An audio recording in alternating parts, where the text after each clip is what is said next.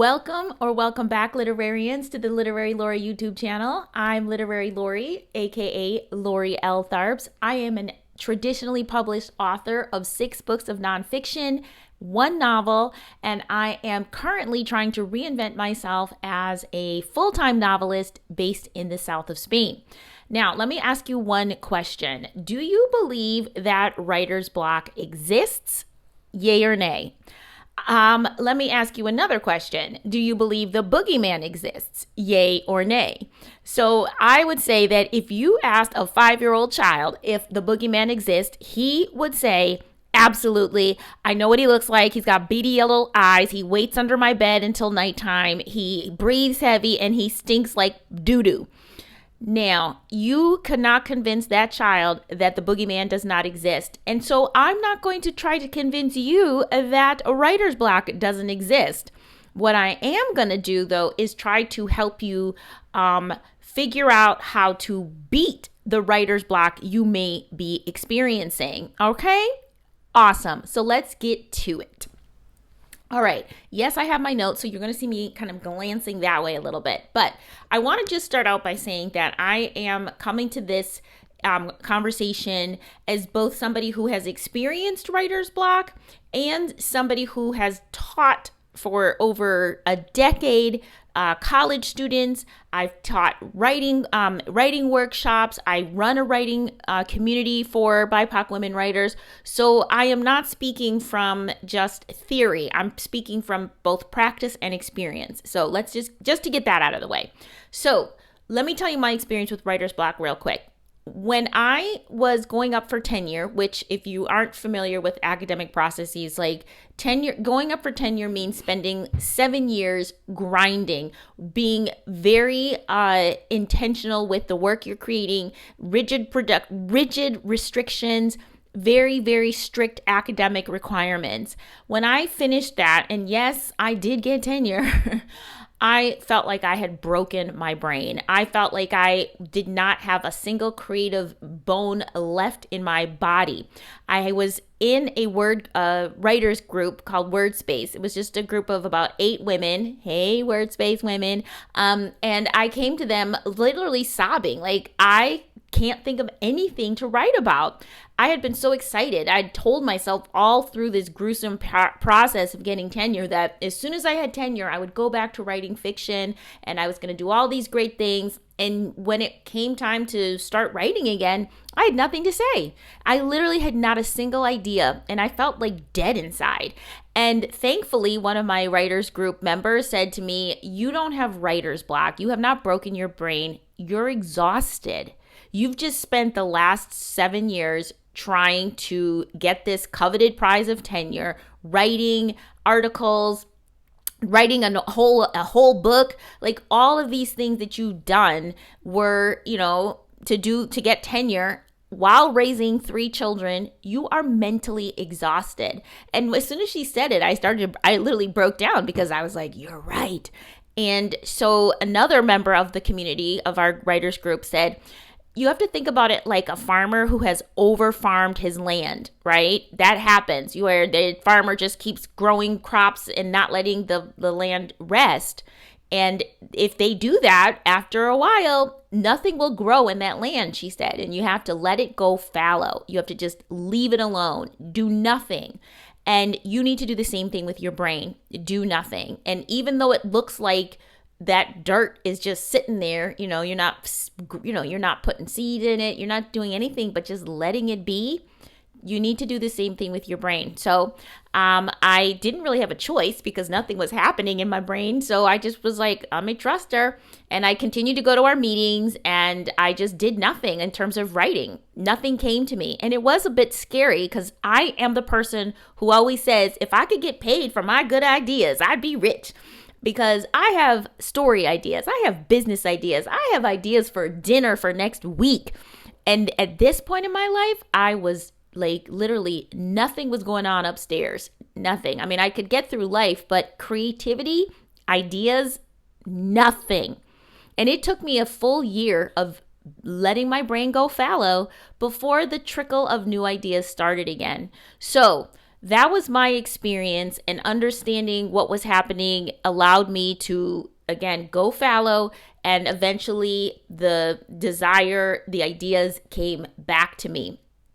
So the first thing, before I give you my 7 tips to beat writer's block, I want to acknowledge that there can be some very real reasons why a person can't write, where they really feel blocked.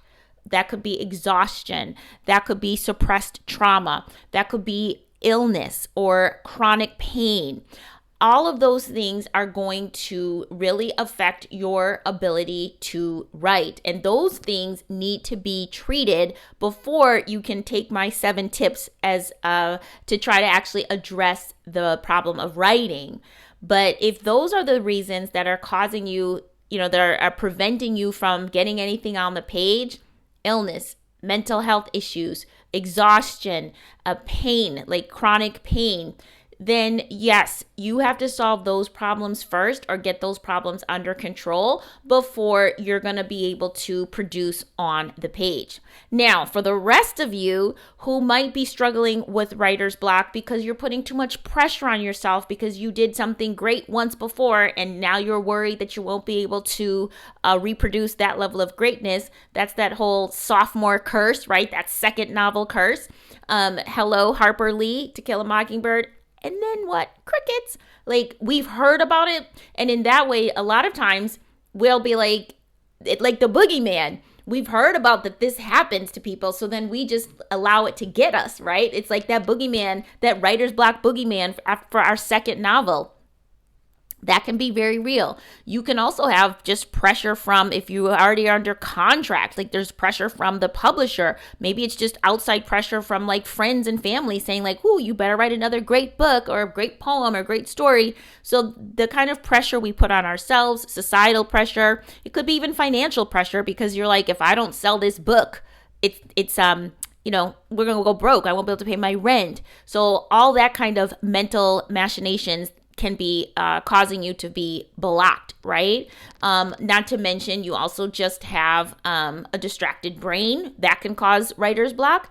And you can just feel like the well has run dry. You can just be like, I ain't got no ideas. It's just, I'm not particularly stressed. I mean, I'm getting stressed out because I'm not writing, but it could just be you don't have any fresh ideas. Nothing's coming to you, so you're blocked. All right, let's talk about how we can solve those issues with my 7 tips. Okay, so I want to start with a premise, like an overall premise that's going to undergird this entire conversation, and that is a quote from the wonderful sister Maya Angelou. Okay, Maya Angelou said, quote, "You can't use up creativity. The more you use, the more you have." Unquote. I'm going to say it one more time. You can't use up creativity. The more you use, the more you have. For the purpose of this conversation, I want you all to think of your creativity as a muscle in the body, okay? I want you to think of it as a muscle that secretes a creativity hormone, or we'll just call it creativity juice, okay? Because I don't know if technically speaking it would be a hormone. I don't know if muscles secrete hormones, but let's just say you build up this muscle, your creativity muscle. It gets big and strong, and as Maya said, the more you use it, the more you use it, the more you have, the more creativity you have. So imagine that muscle, just like your arm muscle. If you build it up, it gets stronger and you can do more things because you're so much stronger. If you have a stronger creativity muscle, you can do more creative things because it's stronger. Likewise, if it's weak because you haven't been exercising it, you're not going to be producing the kinds of things that you want to produce as a writer. And now, think about this. If your creativity muscle is growing, and then when it grows, it secretes the hormone or the creativity juice that bathes the brain in creativity. I just want to be clear that if your creativity is growing, it doesn't mean that suddenly you're going to become a world-renowned concert pianist if you're a writer, or you're going to suddenly become an amazing painter because your creativity muscle is growing. Even if you are an engineer, which, in a very technical field, you still need creativity. if you're an engineer, your creativity may make you a better problem solver. If you're a writer and you're exercising your creativity, you may be able to write better, but you might also see it in exercised in other ways. For example, as a creative writer, I feel like I'm always feeding my creativity with my writing, but I also do other things, and I see my creativity expressed in my ukulele playing. I started learning how to play the ukulele. I see my creativity expressed in the way I cook, in the way I do my bullet journaling. Yes, I also do bullet journaling. Anyway, the idea is that muscle must be exercised in multiple ways for you to see the level of writing that you want to do, for you to be able to beat writer's block. And I'm going to get into how you exercise that muscle as we go through these tips. All right, so you ready for the tips? You might want to get a pencil and write these down. Okay, tip number 1, how do you beat writer's block? 1, start paying attention to the world around you, okay? So this requires you to unplug from all of the phone interference in your life, whether that's music, whether that's podcast.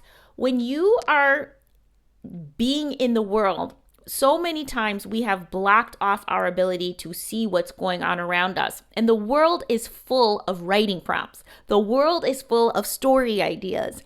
The world is full of creativity chargers, if you will.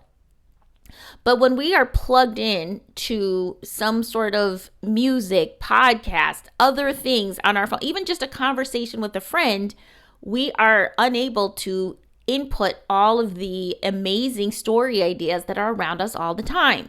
I taught a class at Temple called Ripped from the Headlines, using journalism skills to write fiction. And the main thing about that class was teaching the students that, sorry, it's a cliche, but truth is stranger than fiction. You can get your best stories by eavesdropping at on the subway.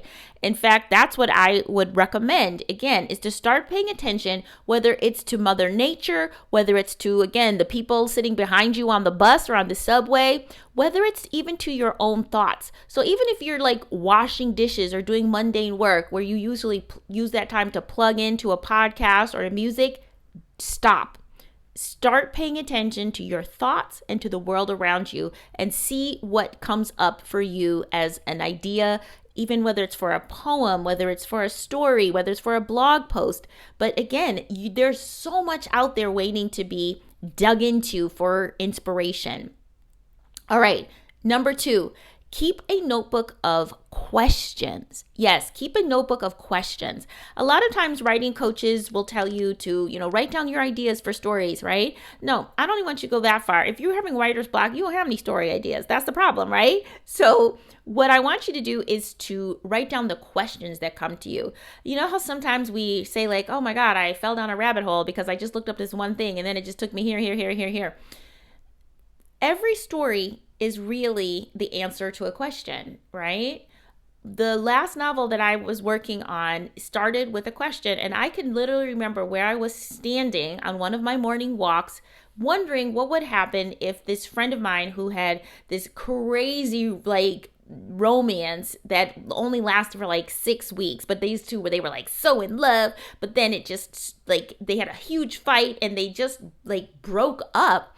Nobody said why. They didn't have closure. And, it was when they were in their early 20s. Now they're both in their mid 40s. They're both married. They both have kids. And I just wondered what would happen if they ran into each other again. What would happen? Would they rekindle the romance? Would they just have closure? That question turned out to be the basis of my next novel. So what I want you to do is pay attention to your questions and just write them down, because when you go back and look at those questions, what are the ones that you still want answers to? Let yourself unravel the question, look it up, go down the rabbit hole, and see how your mind gets engaged with answering those questions. But again, just write them down. Too many times a question will pop in your head and it'll just go out the other end, especially if you're stuck in the kind of doom scrolling loop where, again, things don't stick in your head very long. So when you notice that you have a question, write it down and just keep a notebook of questions, because in answering those questions, you'll find perhaps your next story idea, your next blog post, your next article idea. All right, number 3, so easy, read. Read more. If you already read, read more. If you're not reading, which is often the case, start reading. Reading is the vital nourishment for every writer. And here's what you can do if you're just like feeling overwhelmed, like just even the thought of reading is too much because it makes you, I don't know, maybe it makes you feel bad or you just don't seem to have it in you. Reread your favorite books. Reread your favorite books. Yes, because it's the familiarity will bring you to that place. Like, I know that I read this book, I will feel happy. I'll feel joyful. I love the emotions that this story takes me on. And you'll remember the power of a good book. You'll remember what writing can do. So that hopefully that memory will inspire you and spark you to pick up the pen again. So read more, read diversely, but also go back and reread your favorites to remind yourself of what a good story can do, what a good book can do. Number 4, join a writing community. Yes, I said it, join a writing community. And this is antithetical to what you're probably instinctually feeling because you are not writing. The last thing you want to do is go to a writing community and be like, hey ladies, hey guys, I am stuck right now. I haven't written anything for a year. Let me join your community. It's instinctual to kind of retreat, to hold ourselves in a shame spiral because we're not writing. So why would we go join a writing community? If you recall, when I told you my story, it was my writing community that helped diagnose my problem. It was them who said, one woman told me, you don't have writer's block, you're freaking exhausted. And it was another member who told me the whole idea about letting my brain have a fallow period. These were people who understood the situation. They understood writer's block. They understood what I wanted to, what I was going through, and they gave me the solution. So you don't want to retreat away from the people who get you, who understand the problem. You want to be in community with those people. Exactly. Also, if you're in a writing community that offers lectures or co-writing sessions, like these are things that we do in the sanctuary, then that community can help you just stay engaged with the written word. Being a writer doesn't mean you're writing 24/7. Writers go through seasons. You may need your fallow period, and then you might have a growth period. Then you may have a season where you're experimenting with things. So being in a writing community helps you remember that being a writer, you go through times where you're not writing as much. Maybe you're doing more reading, or maybe you're taking workshops, but you're staying invested and engaged with the world of writing. Because again, remember, your creativity muscle is a muscle. And if you're not writing because you're blocked, it's not coming, the last thing you want to do is disengage so that you have an even harder time to come back to the page. So find a writing community, a writing group to join so you can stay engaged in the world of writing. All right, number 5, change your location. Yes, change your location. Sometimes, and again, I think we've established, I don't want to make anyone feel bad, but I think we've established that writer's block is very psychological. Just like that boogeyman under the bed, the writer's block can be like a boogeyman in your head, right? And oftentimes we associate that kind of negativity around the writing, not only with ourselves, but like with our space.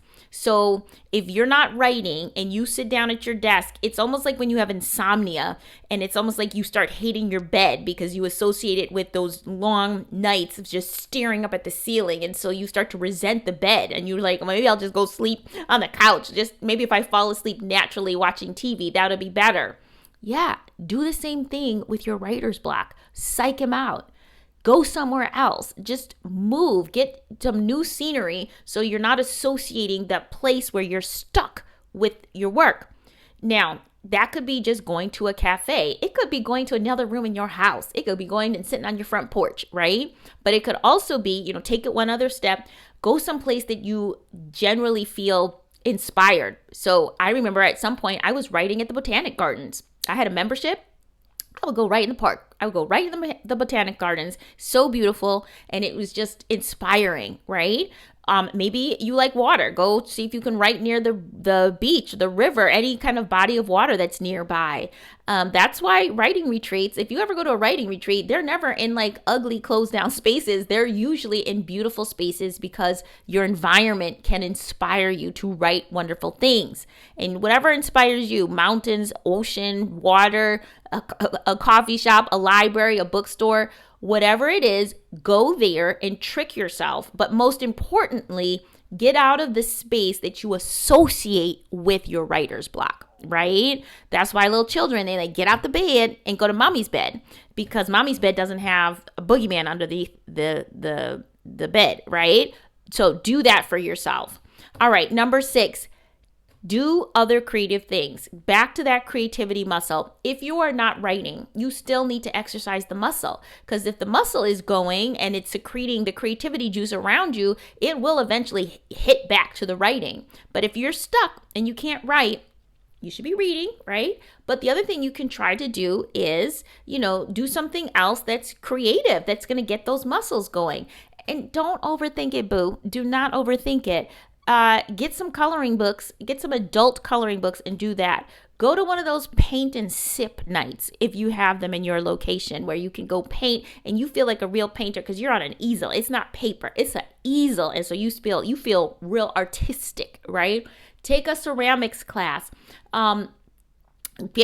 Start music lessons. Like I mentioned, I started taking ukulele lessons, but you don't have to make it incredible. You could go get a nice cookbook and a recipe for something kind of creative, maybe a fancy soup with cilantro, or a cake, bake a cake and decorate it, or some cookies, some cutout cookies where you sprinkle the sprinkly sugar on it. Like whatever, girl, you could make Rice Krispie treats and dye the marshmallows purple just to be creative, right? Like allow your creativity to be expressed. Don't even think about writing. Like just I started bullet journaling and collaging, like play with paper, get some origami. I'm going overboard, but I'm said, do whatever you have to do. You can see that purple picture behind you. I made that. Like that's painting and collage, and there's a lot of glitter. I love some glitter.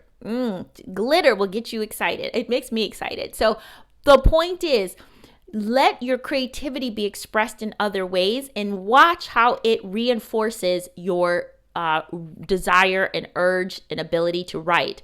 And not, FYI, even if you're not dealing with writer's block, I highly recommend you do other creative acts to help your writing muscle stay flexible and invigorated. All right, number 7, last tip to beat writer's block. Write something else. Yes, write something else. I have interviewed dozens of famous, prolific, and productive writers on my podcast, Your BIPoC Writing Coach. And what has struck me is that the writers who have like multiple books written and a long career is that they are not just writing one thing at a time. They are writing multiple projects at the same time. Now, let me explain. They're not writing 3 novels at the same time. Usually, they are writing maybe a novel, an adult novel, a poetry collection, and a book of essays, for example. I recently did a video about Jacqueline Woodson. Jacqueline Woodson has written over 20 books, maybe over 30. And she writes adult fiction, young adult fiction, middle grade, picture books, and poetry. So what she said is what everybody can do. She said when she feels stuck, and she doesn't use the term writer's block, when she feels stuck with a project, she takes that to mean that that's just not what she wants to be writing right now, that there's a reason. And what she does, instead of like saying, oh, I'm stuck, I can't write anymore, is she just shifts her attention and works on a different writing project. So she stays in the realm of writing, but she moves again from this adult novel maybe over to one of their picture books she's working on. Now, you may not be a Jacqueline Woodson who has, 30 books to her name, but you can still use this approach. Me personally, I'm working on a novel, but if I am If I am stuck or I just don't feel like working on the novel, I still want to be writing, I started a Substack. So now, and I've always been a blogger, so I've always had that outlet. And that is a different energy. It's less structured. I can write about whatever I feel like it. Maybe you're writing nonfiction that's really heavy and dark. And so you could be, again, you could create a Substack or a blog that's about your favorite recipes. Something that gives you a different way, a different part of your writing brain to use. Or you could just write poems. Poetry is an excellent way to play with your words and see what comes out of you. And all of these other forms of writing are things that you can be just doing for yourself or a small audience of followers. In other words, it shouldn't be writing that creates a lot of pressure. Like if you're just going from one hot pot to the next, that's not really helpful. Unless you can handle that level of pressure. But the idea is to give yourself other forms of writing to jump between.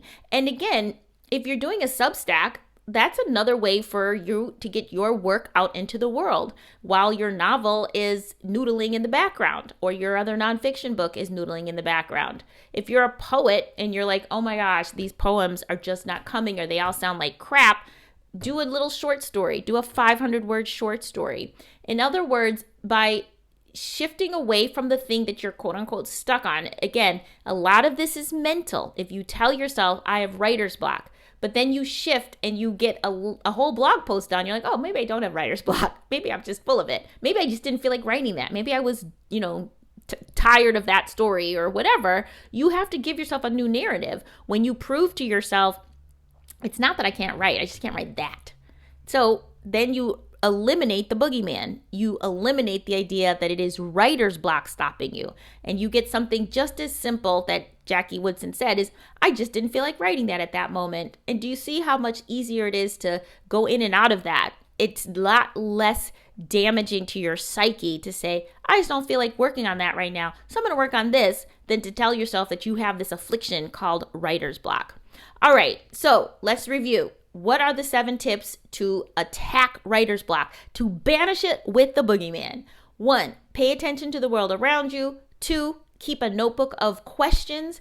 3, read more. I'm like flinging my hand. I'm not even. 4, join a writing community. 5, change your location. 6, do other creative things. And 7, write something else.